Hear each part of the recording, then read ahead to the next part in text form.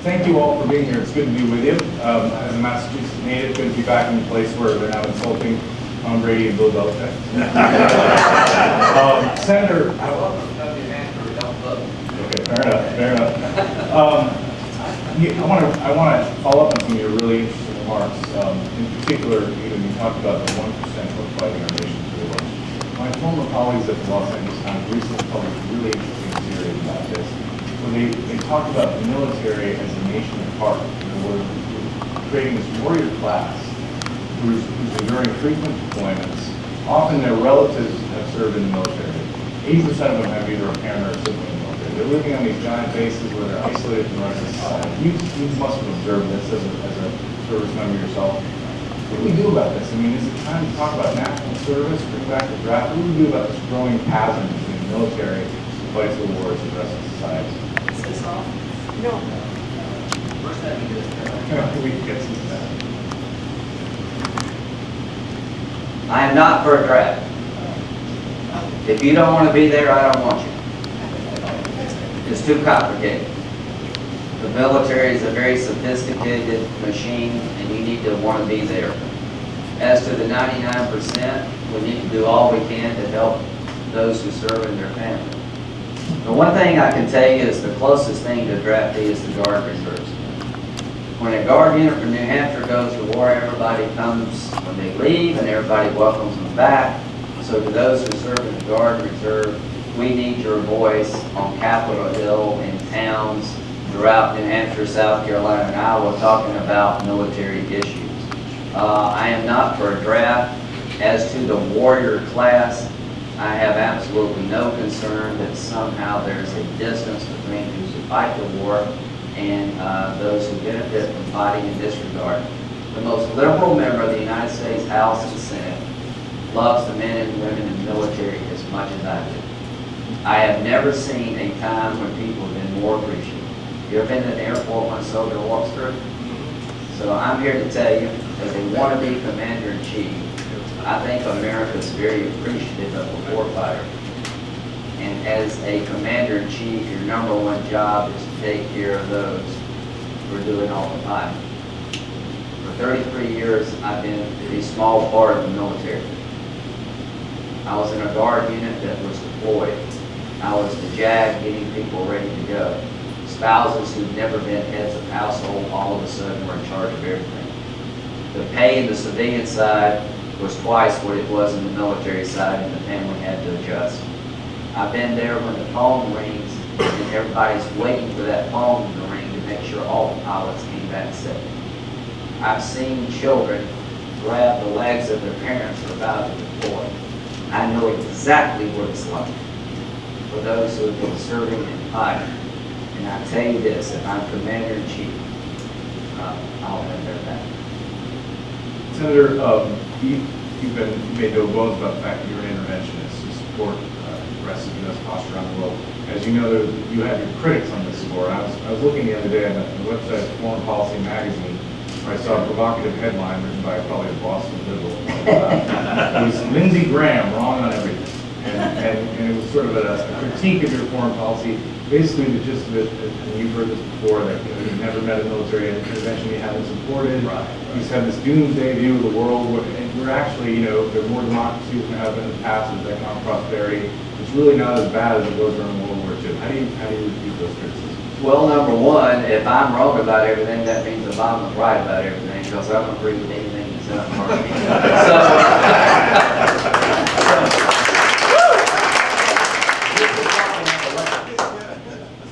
Having been in the military, it is not lost upon me what you're asking people to do. You're asking them to get wounded or killed. That is a heavy decision to make.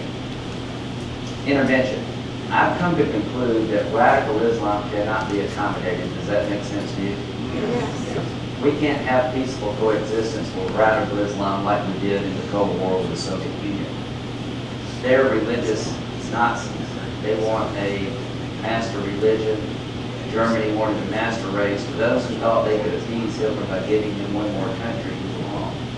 So to my good friend about Lindsey Graham, the reason I want to stay on them over there is because I don't think we can do anything other than that. the stronger they get over there, the more likely we are to get here. The only reason 3,000 died on 9/11 is they didn't have the weapons to kill 3 million of us, and if they had those weapons, they would use them. When I hear Rand Paul and others talk about we brought on ISIL, all I can tell you is that radical Islam is a religious movement. On September the 10th, 2001, we didn't have one soldier in Afghanistan. We didn't have an ambassador or one dime of aid. For those who believe leaving people alone is the right answer, how do you explain 9/11? They're motivated by their religion to purify their own religion, to destroy the Christian faith, to destroy the state of Israel, and come after us.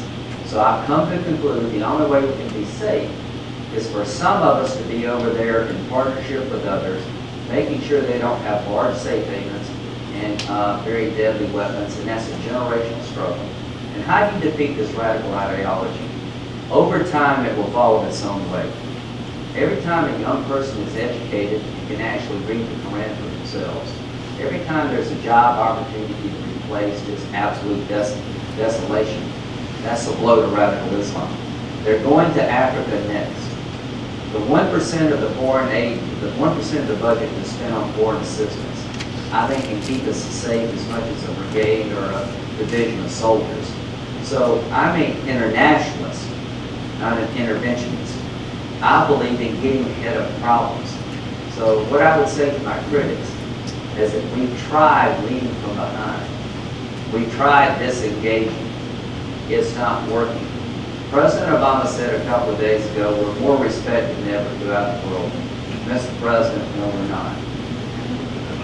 So, but even among those who support that worldview, though, I think there's some difference in opinion over the methods and means. For example, Secretary Gates, a Republican, himself an internationalist, has said that any president who would commit troops to a major land war in Asia should have his head examined. And I think the implication that it's a lesson of the last decade has been that these big interventions don't work. I mean, Iraq is worse than it ever has been. You know, as you point out, ISIS is radical Islam is proliferating. Do you agree with Gates' statement? Did you draw that lesson from the last? Well, here's what I've learned. I've learned that you can have a lot of troops doing the wrong thing, and it won't help. You can have too few, and it won't help. The key is to get the right mix. In Afghanistan, we don't need 100,000 troops. But if we don't have about 10,000, we're going to lose all the gains we've achieved. The tribal regions between Pakistan and Afghanistan are terrorist-rich areas to this day. It would be insane to dismantle our security apparatus along the border of Afghanistan and Pakistan. We should keep it there so we can watch threats that are gathering against us. It would be really smart to leave about 10,000 soldiers behind to maintain a relationship with the Afghan security forces, a special forces contingent that could kill terrorist organizations as they come about. ISIS is actually spreading. In Iraq, it would have been smart to have about 10,000 troops left behind. So I cannot tell you that I know how to destroy ISIL, and that would be the goal, without sending more troops to the region. How do you deal with Syria? How do you destroy the caliphate in Syria? You've got to have a regional army, and if we're not part of that army, they're likely to fail us. What I would do as president is I would intermix our troops with theirs, creating capacity they don't have, giving them the backbone they've been lacking, because it's in our national security interest to defeat them over there and keep them small in number. And if you're looking for a president who is not going to do that, then I'm not your guy. I don't see how in the world you get Syria in a good spot with Assad still in power. I don't see how in the world you take the caliphate away from ISIL in Syria without a ground component, and I don't see how that ground component can be effective without some American assistance. And if you don't destroy the caliphate over time, the foreign fighters who've been flowing in large numbers are going to eventually work their way here. So what are we talking about here? Thousands of Americans? We're talking about 10,000 in Iraq. We have 3,500. The goal of those extra soldiers is to thicken the Iraqi security forces, to have a special forces component. Remember the guy we killed in Syria? One of the leaders? If I were president, we would be going after these guys day in and day out, day in and day out. If you got on the phone, you got in the car, and you're a leader of one of these groups, you're likely to get killed. So I'd have a special forces unit intermixed with other special forces throughout the world and the region, putting pressure on their leadership. I would have a trainer and advisor at the battalion level. 75% of the aircraft who take off come back with their bombs. I would have forward air controllers, something unique to us, to make sure that you could actually drop a bomb on a target that mattered. I would rebuild the capability that's lacking in the Iraqi army. I would come up with a regional force to go in on the ground in Syria, and at the same time you have to work with political reconciliation in Iraq or Syria, or it all come undone again. I'm glad you're talking about this because I have a lot of questions from the audience about this problem of ISIL in Syria. But U.S. forces can pretty easily depose Assad if we decide to do that. Do you advocate doing that militarily? I advocate for Assad to be deposed, absolutely. I think he's a magnet for this sectarian war. He's butchered 200,000 of his own people. I think he has to go. You'll never have a Syria whole and secure with Assad in it. Does that make sense? Yes. Okay. But then what comes next if we do that? The United States. Let me tell you what comes next. Chaos. And the longer you wait, the more chaos you got to deal with. So all those who don't want to do anything, how's this working out? You think it's hard today? Wait a year from now. Okay, what about the King of Jordan? You know there are more Syrian kids in Lebanese elementary school than Lebanese kids? So those who don't want to do anything, that's not working. To those who said, oh, you can't help the Free Syrian Army 3 years ago, that may lead to weapons in the Mideast falling in the wrong hands. It may lead to this, it may lead to that. If you continue doing what we're doing, we're going to lose the King of Jordan. Lebanon is going to fall. These guys are going to get stronger. They're now in Libya. They're moving to Africa. If you don't stop the tide of this, it's going to spread, and we're eventually going to get hit here at home. So what I would do is get a regional Arab army. And no Arab army is going to fight ISIL alone. The Arabs are not going to fight ISIL and let Assad stay in power, because you're giving half of Syria to who? To Iran. So anybody who thinks that the Arabs are going to do our fighting and let Iran hold territory, they don't know what the hell they're talking about. So the only way you're going to fix Syria is deal with both problems, ISIL and Assad. And don't you think drawing a red line by President Obama against Assad and doing nothing about it has led to what we've got today? Don't you think that's its biggest mistake? Do you really think the Ayatollahs in Iran believe we're going to hit them militarily? And if they don't think we're going to hit them militarily, you're never going to get a good deal with these guys. They think Obama's all talk and no action. They think we've lost our will for a fight. I don't want a war with anybody, but I sure as hell don't want the Iranians to get a nuclear weapon. And the only way I think you'll ever get a good deal is to convince the Ayatollahs that they try to break out, we're going to stop them. Now, as to Israel, you think Hold on a second, because you're speaking to a point that a member of the audience raises, which is in this fight, how do we avoid being dragged into Islamic sectarian struggles? And your point about Assad is well taken, but it's also true of the Maliki government, right? They're dominated by Iran. So. How can you avoid being drug into history? There are two things going on at the same time in 2015. A fight for the heart and soul of Islam. Do you agree with that? Do you agree that this is a religious war? That you can't appease these guys. They don't want land. They don't want, Arabic-speaking territory for the sake of Arabic-speaking territory. They want to create a master religion. They're willing to purify their own religion and come after us in the process. So at the end of the day, here's where we're at. There's a fight for the heart and soul of Islam. I'm taking sides. I'm taking sides with anybody that will live in peace with me and not blow me up, which is most people. There's also a fight for social justice in the Mideast.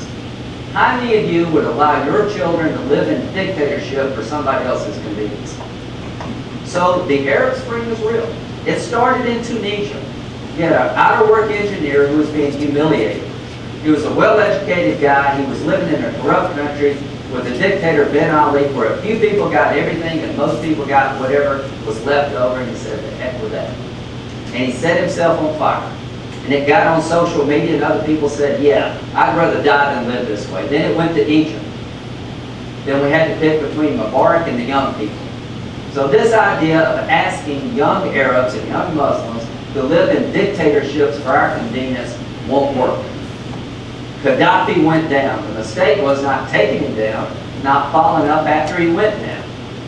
The Islamists got 10% of the vote after Gaddafi failed.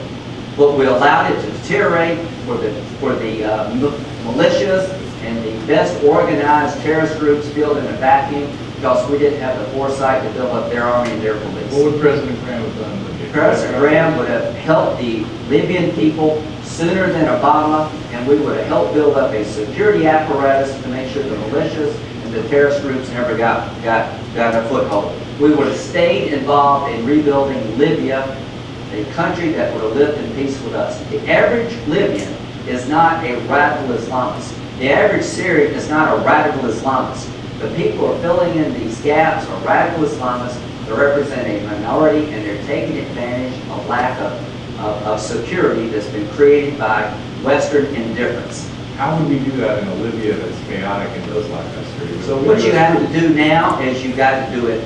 It's harder today than it was 2 years ago. But doing nothing means it spreads to Jordan and Lebanon. You start with Syria. The place I would go to first is Syria. I would build up a regional army, and here's the deal. We will help you, but stop funding terrorists as the price of admission. Stop double dilling. Stop supporting a terrorist group one day and fighting them the next. And oh, by the way, let women drive. I would try to create change in governance as the price for helping liberate these areas from radical Islamists. But at the end of the day, to those who don't want to do these things, the alternative, in my view, is if the problem gets worse. I wish I could tell you there was an easy way forward. Syria is 10 times harder to deal with today than it was last year. And if you wait another year, it'd be 10 times harder. More on the subject of terrorism and radical Islam, there's been a debate in Washington about the techniques that the CIA used against Al-Qaeda detainees 10 years ago. There's a big Senate Intelligence Committee report, as you know, which basically said these techniques were more brutal than we understood. They didn't produce unique intelligence. We should never do them again. Would President Graham bring back enhanced interrogation techniques, or would he continue to ban them? President Graham would be guided by Colonel Graham.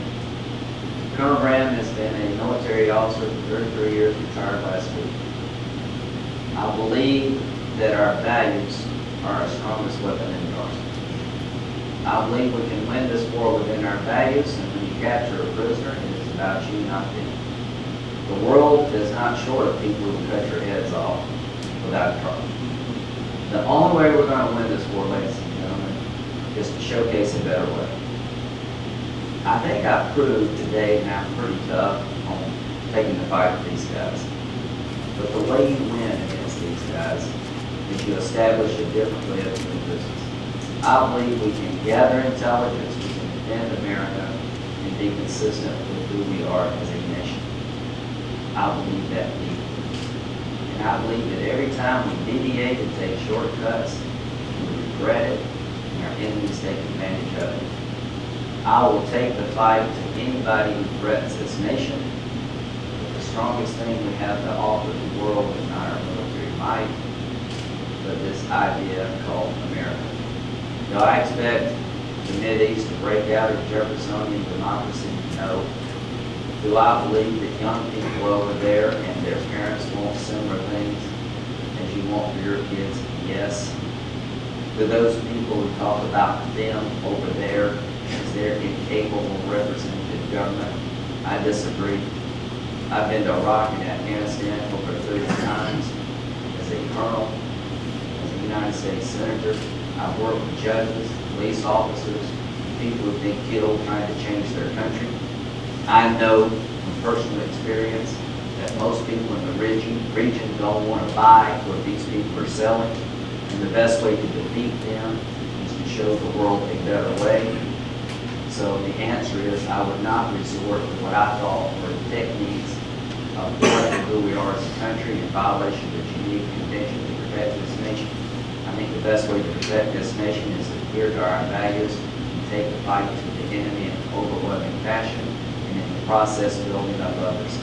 You cannot kill your way to security in this conflict. You have to build up others.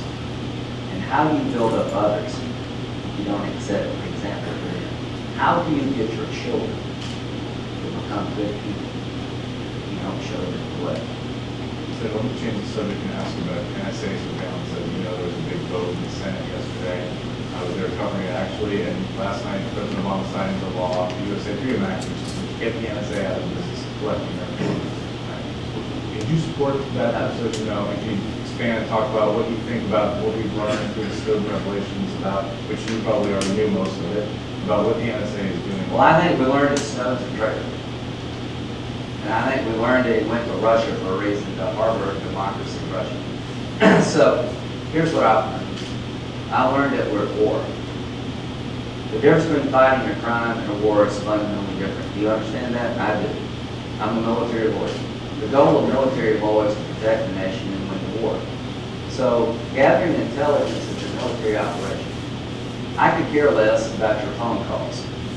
But if a terrorist is calling into New Hampshire, and we know the person on one end of the phone is a known terrorist, and you see a 603 number, I want to take that information, go to the judge and say, we'd like to find out what you're talking about. Because I'm afraid that they may be talking about a plot and hurt us here in New Hampshire. No content is divulged until the court says it's okay. I believe we're at war. If you're an American citizen, you're thinking about joining us, here's what awaits you if I'm president. We will kill you if we can, and we'll capture you if we can. And if we capture you, the last thing you're going to hear is you got the right to remain silent. Because you're an enemy combatant under the law of war. So if you're thinking about joining ISIL, you do so at your own peril. You're turning on your own country. I understand the difference between solving a crime and the constitutional rights associated with solving a crime and the rights associated with being an enemy combatant. This nation is at war, and President Obama is trying to criminalize the war. So the NSA program, to me, is an intelligence gathering apparatus that's been compromised. I think we've now destroyed the metadata system. The enemy knows all about it. There's two provisions in the NSA Patriot Act that I think are important. Roving wiretaps. If we know a terrorist is involved in trying to hurt us, they change phones. You don't need to go back and get another order. You can follow the terrorist wherever he goes. The lone wolf provisions. If you're interacting with a jihadist website, you do so at your own peril. I want to give the law enforcement community, the intelligence community, the ability to understand that you're talking with a known jihadist. We saw this happen in Boston. So I'm at war. I believe in privacy, but I also believe in protecting this nation. To those who are trying to criminalize this war, I am the worst possible choice for you. To those who believe we're at war and what a commander-in-chief understands the difference between fighting a war and a crime, I'm your best bet. Let me ask you about that, because a criticism by Republicans of President Obama has been he's killing too many terrorists and not capturing enough of them to get intelligence out of them. Do you share that criticism? And if we do capture them, where should we put them? I think we're losing valuable intelligence because we don't use Guantanamo Bay. It's hard to interrogate a dead guy. The way we solved the bin Laden puzzle was through over a period of time, putting the puzzle together by having enemy combatants at Guantanamo Bay that we put the profile together and we eventually found the jury. We have not put anyone into World War detention since President Obama's been president. They have an aversion to capturing somebody and holding them as an enemy combatant. Bin Laden's son-in-law was captured and within 3 days read his Miranda rights and sent to New York to go into federal court. If I'd been president, he would have went to get them. We'd have held him humanely under Article 3 of Common Article 3 of the Geneva Convention, and we'd have had a conversation with him as long as it would have taken to find out what he knows about future enemy activity in the organization itself. We're losing valuable intelligence because we're treating terrorists as common criminals, not enemy combatants.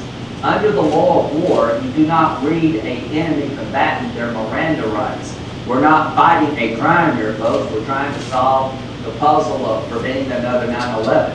What's the best way to prevent a 9/11? Gather intelligence. So when you capture an enemy prisoner, you're supposed to gather intelligence, not treat them as a common criminal. They're not trying to steal our cars. They're trying to attack our nation. So President Obama's policy of turning the war into a crime and not capturing people and holding them under the law of war has denied us a lot of valuable intelligence, a lot of high-value targets have been read the Miranda rights put into the federal legal system, denying us intelligence, and I think that's a huge mistake. But here's the thing, when does the war end? how long are you going to hold these people involved in it? Because this is a conflict that's not going away in generations. Here's my advice. Don't join Al-Qaeda. Because you could die in jail or get killed. This war will not end in a definable way. There will be no peace treaty signed on the Missouri. It's a generational struggle.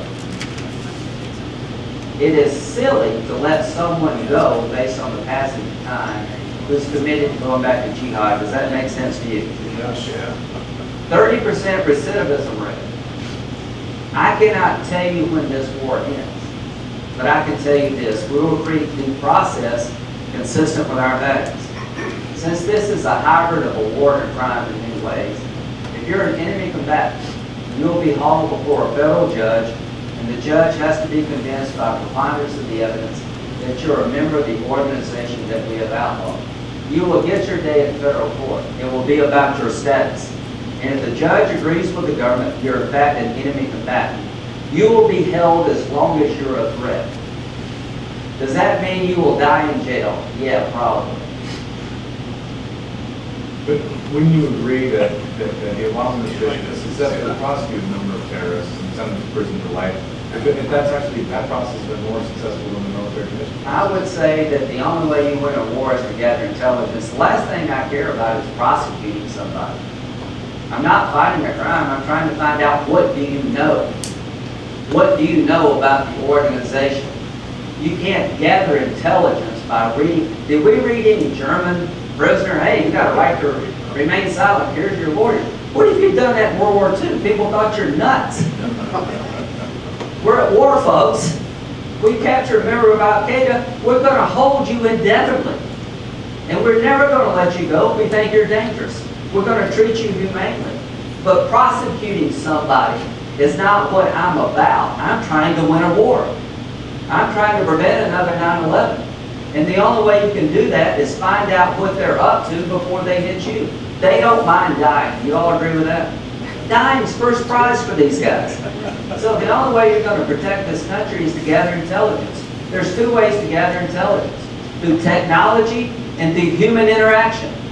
So if I capture somebody as President of the United States, if the armed forces under my command capture somebody that our courts agree are an enemy combatant joining the forces of evil, don't ever think about being read your Miranda rights. You may actually die in jail.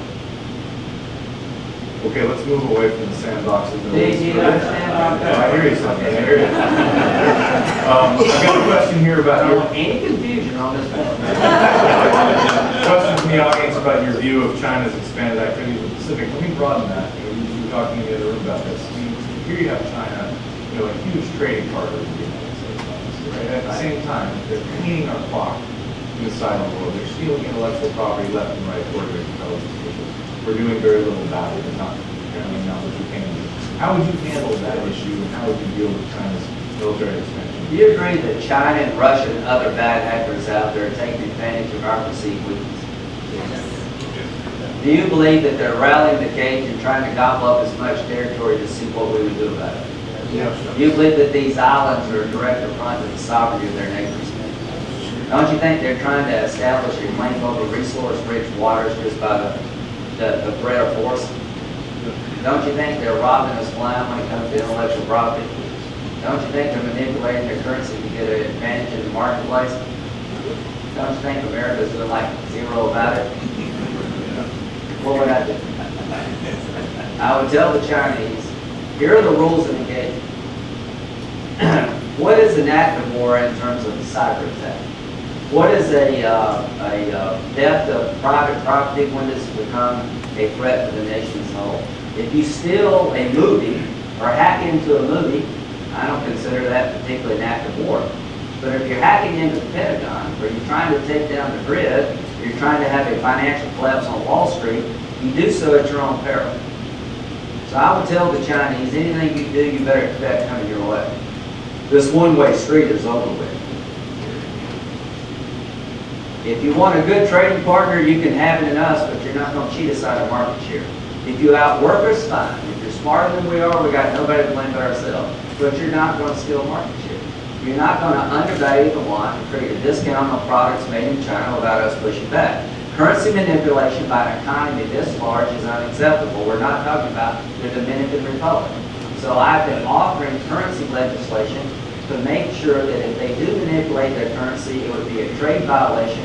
We could take them to the WTO and basically have a case over whether or not they're unfairly getting market share, manipulating their currency. I would pass the Fourth Amendment. I would allow currency manipulation to be considered an unfair trade practice. When it comes to China at large, we're going to have to reestablish ourselves in Asia. They're stealing market share by cheating, but they're also intimidating their neighbors.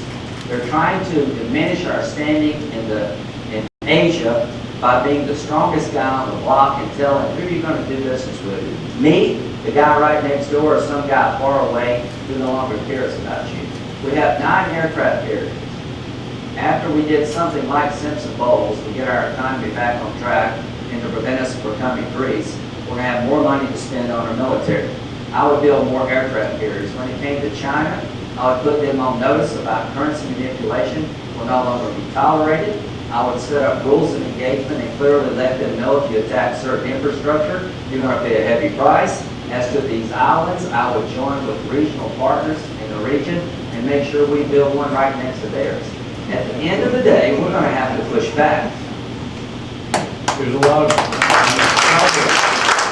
when it comes to cyber stores, it's really difficult to push back because A, you can brief on this, China is in a position to do a lot of damage to cyber attacks in the United States. We're a very vulnerable economy. And B, they have a national strategy apparently of stealing intellectual IP, it's something we don't engage in, and we're trying to talk them out of doing that. How do you handle that issue? Do you think they were cyber attacked already? Apparently, they're cyber attacking everything. Well, all I'm saying is at the end of the day, the cyber war that's going on right now, the cyber contest, we need to win up our ante. Critical infrastructure like power production, chemical plants, financial services, we need to harden that infrastructure. Does that make sense to you? Yes. We need to reward companies that will do best business practices. The Department of Defense is no stronger than the weakest link, which is a contractor in the private sector. So if you want to do business with the United States government, we're going to ask you to harden your infrastructure. And if you'll do the things we ask, we'll give you liability protection in case there's a cyber attack on the nation. We're going to incentivize you to harden the infrastructure that we all depend on to do business and live good lives. To me, the next president of the United States needs to take cyber attack more seriously. The cyber Pearl Harbor is a very real possibility. The gap between us and our adversaries in conventional warfare is pretty large. When it comes to cyber threats, the gaps is way too small. So I would spend some time and effort talking to the MIT guys, how to harness critical infrastructure. And I think the Western world has to engage China. I would get with Europe and say, listen, enough of this crap already. We need to send a clear message to China. If you continue to steal our intellectual property, if you continue to break into all of our technology, particularly our defense infrastructure, your days of trading free and fairly are over. China is weaker than we are. Putin's playing with a pair of twos. The Iranians are a thuggish, weak dictatorship. China's got more problems than we could ever hope to have. They're a weak coastal, their interior economy is weak, their coastal economy is not as strong as you think they are. We've got the best hand of anybody on the planet. We're playing it pretty poorly. I like our chances. We're better off than most people. If I got to be president of the United States, I would deal with everybody from a position of strength, outreach, be a good partner, but also to let you know that if you abuse us, you don't get a prize. Senator, we're going to have to leave it there. We're out of time. Thank you very much.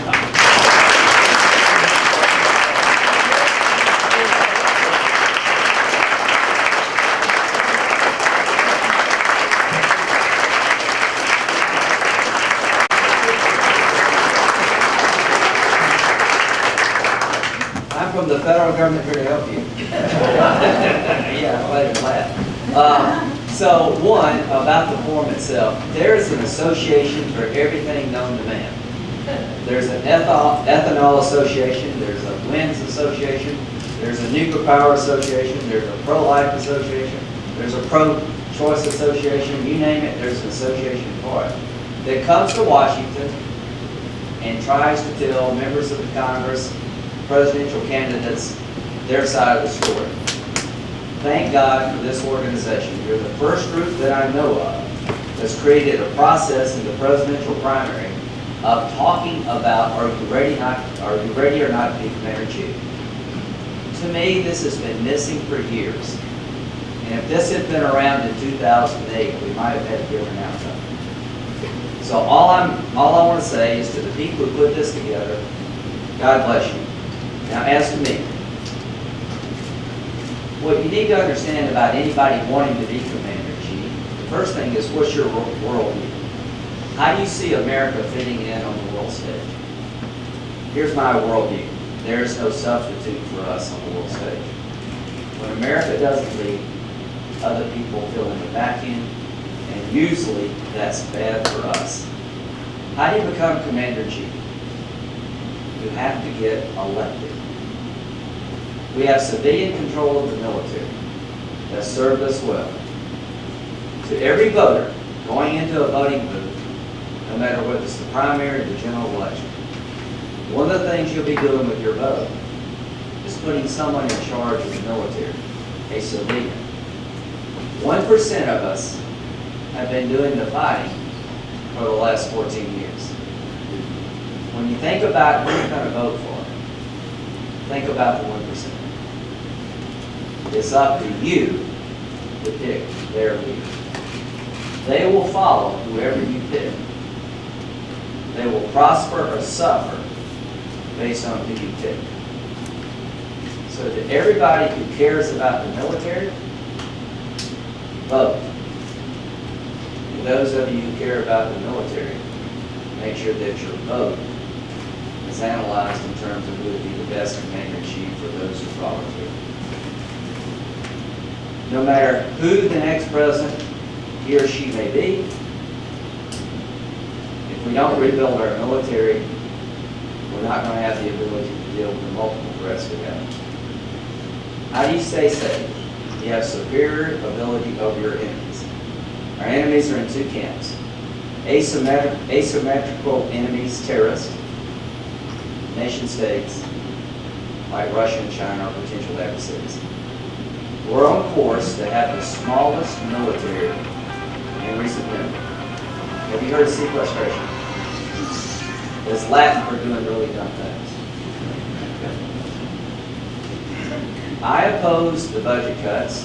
Kelly Abbott opposed the budget cuts.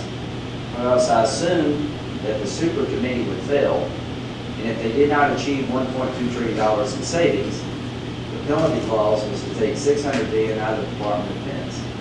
We've already cut about a half of it, $500 billion. By the end of the decade, we'll be spending 2.3% of our GDP on national security. The historical average is about 5%. So the first thing you need to ask a candidate for President of the United States, is that smart? And if it's not smart, what would you do about it? It's not smart, Paul. And here's what I would do about it. There's $560 billion left on sequestration. Over half of that comes out of the Department of Defense. When you're $18 trillion in debt, you have to deal with that too, because don't you think that's a national security issue? So sequestration doesn't touch entitlements hardly at all. That's where most of the money's at. 60% of the federal budget is immune from sequestration. Fannie Mae and Freddie Mac are not subject to sequestration, but the Marine Corps is. Who the hell thought that was a good idea? So what I would do, as President of the United States, if we haven't fixed this problem, is I would call the leaders of both parties together in the White House, and I would say the following. We're going to find a way to cut $560 billion out of the budget without destroying the Department of Defense. We're not going to gut the NIH and the CDC in the process. It's not just defense cuts that suffer. The FBI is subject to sequestration. The Department of Justice, the CIA, the DIA. You're worried about a cyber attack on the country? At the very time the threats are growing, our ability to detect and counter a cyber attack is going down because our capabilities are lessened because of insane budget cuts. So the first thing I would do as your commander-in-chief is replace the cuts under sequestration with something that makes more sense. I would close some loopholes excuse me, in the tax code that benefit the few at the expense of the many. I'd take that money and I'd buy back the defense cuts and non-defense cuts. I would ask people to consider taking a different COLA if you're in the upper income when it comes to Social Security and other entitlement programs, and take the savings that are generated from adjusting our COLAs to buy back defense capability we desperately need. I would have a bipartisan agreement consistent with what the super committee was chartered to do, find a balanced way, including some revenue, some entitlement reform, to replace the cuts under sequestration. Now, what would I do after that? I would take the military and I would put it through the ringer when it came to at work. I want more money to be spent on the military, but I want it to be spent wisely. How many of you are retired? Whoa, from the military? Okay. We have a proposal in the Armed Services Committee, prospectively changing the retirement system as follows. After 20 years, you get 40% of your base pay, but from year 2 up to 20, you can put 5% of your base pay in a thrift savings account. The government will match it, and when you get 59, you can withdraw it. That will save the government some money on the retirement side, and if you wait till you're 59, the actual military member will have more money. That's called reform. We haven't reformed pay and benefits in 60 years. It's time to do it. For those of you on TRICARE, which I will be a member next month, we haven't had a premium adjustment since 1989 of any consequence. So I'm here to tell my military retirees, thank you for your service, but it never ends. Our country needs to reform the way we do business on the Department of Defense side, and the health care cost in the military is growing exponentially. 20% of the budget in the next 20 years is going to be retiree health care. We've got to manage it better.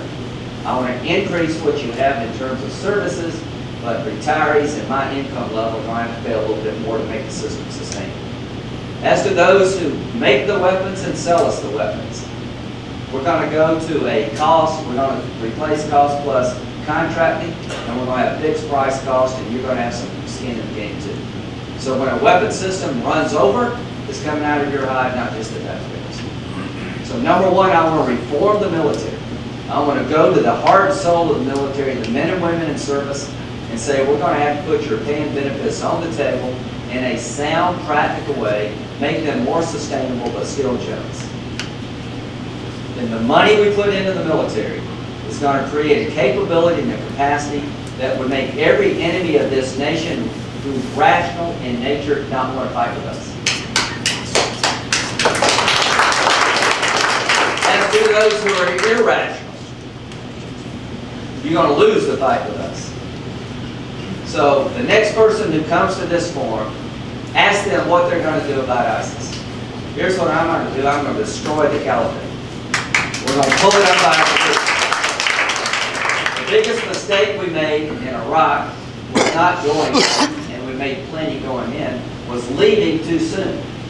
The military told President Obama, we're not quite there yet. We need 10,000 troops to keep this place together. He said, I was elected to end wars. You're coming out. If you elect me, I'm going to be elected to win wars. That's the way you win wars. The war against radical Islam is a generational struggle. Dropping a bomb is part of the war. But sequestration also affects the 150 account. That's our foreign assistance account. I'm a soft power guy too. Not only would I rebuild our military, buy more F-35s, create an overwhelming advantage against Russia and China, have better technology than the Iranians, I would make it hard for any enemy in this country to sustain battle with us. There's more than just killing involved in protecting America. You have to build up others. How do you eradicate radical Islam? You go to its source. A schoolhouse built in a remote region in Afghanistan where a young girl gets an education will do more damage to the Taliban than a 500-pound bomb. So if you're looking for an isolationist, don't look to me. We're going to have a two-front approach to destroy radical Islam. We're going to take the fight to them militarily. We're going to join the regional forces. We're going to thicken their capacity. We're going in on the ground in Syria. We're regional armies like the Turkish army, the Egyptian army, and anybody else who wants to play. We're going to dig them out of the ground. We're going to hold the territory. We're going to bring political reconciliation to Syria. And the only way we can do that is to drive Assad out. Then we're going to focus on Iraq. We're going to ask the Iraqi security forces to rejoin the fight. We're going to Baghdad and get political reconciliation started again. Get the Kurds, the Sunnis, the Shias in a room, and we're going to reconstitute the political progress we had before we left in 2011. We're going to provide more troops, not less, around 10,000. That will give us the ability at the battalion level to partner with the Iraqi security forces. We're going to take back Ramadi. We're going to take back Mosul. We're going to rebuild a political coalition in Iraq, and we're going to hold the territory, and we're not leaving until conditions allow us to leave. That's how we're going to. And if you can think of another way to do it, I'm all ears. If you elect me as President of the United States, we're going to have a forward-leaning foreign policy. We're going to build up others, and we're going to kill terrorists because they're going to come here if we don't. At the end of the day, ISIL is not just a threat to the region, it's a threat to mankind. If they had a weapon of mass destruction, do you believe they would use it?